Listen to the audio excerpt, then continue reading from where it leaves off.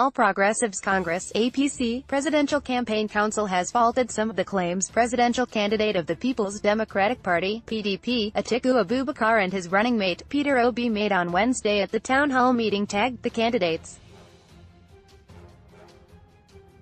Festus Keyamo, Director, Strategic Communications of the Buhari campaign, claimed that the PDP presidential candidate and his running mate told six barefaced lies at the event. The Candidates is a program anchored by the MacArthur Foundation in collaboration with NTA and Daria Media in Abuja. It had earlier engaged the presidential candidate of the APC, President Muhammadu Buhari, and his running mate, Yemi Osinbajo, in a live televised interview session. After Atiku and Obi spoke on Wednesday, Keyamo listed six of their claims as lies.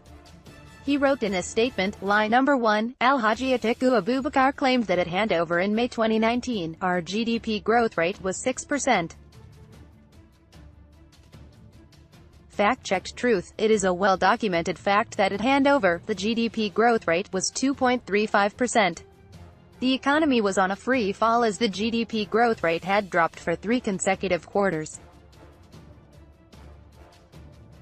Lie number 2, Alhaji Atiku Abubakar claims recession was caused by the APC government.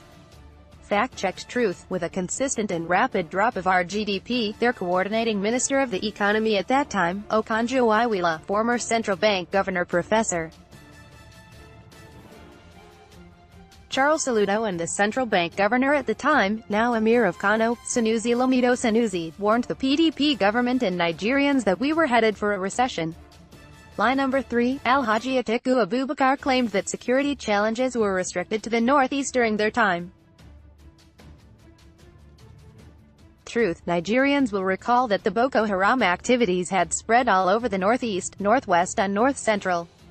For instance, UN headquarters, police headquarters, a bus stop in Yanya, a prominent plaza in Wustu were all bombed during the era of the last government in Abuja. A church or mosque was bombed every week in 2013-2014. The herders-farmers clashes were the deadliest in 2014, claiming over 1,300 lives in a short period across the north.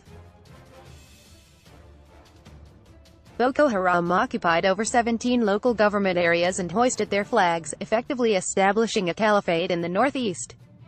All these happened before the coming of this administration. Lie number 4, Peter Obi claimed that out-of-school children grew to 13.5 million under this administration. Truth. The figure of 13.2 million out-of-school children was a 2015 survey by UNICEF. An alarm was raised by several global bodies then because the figure had grown from 10.5 million in 2010 to 13.2 million in 2015, despite record earnings of the government at that time.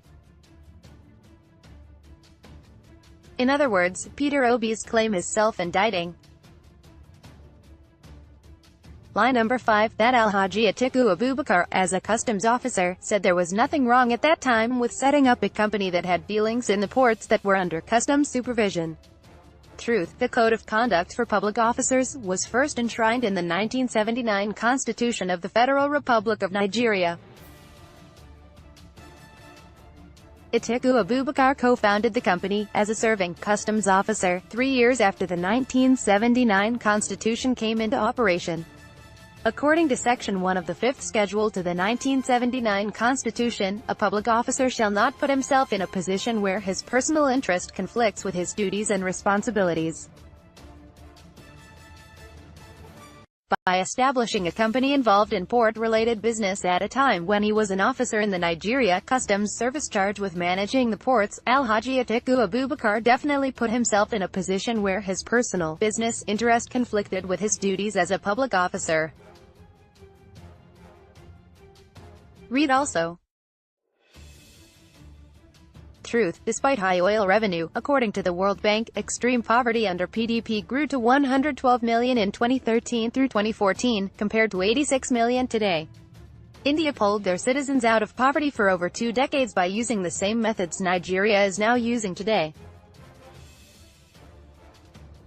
In summary, one would have thought that in the course of the program, the candidates, Atiku, Obi, would have modified the lies they told earlier in their campaigns and make it consistent with reality, as most of them were already fact-checked by independent bodies and proven to be lies.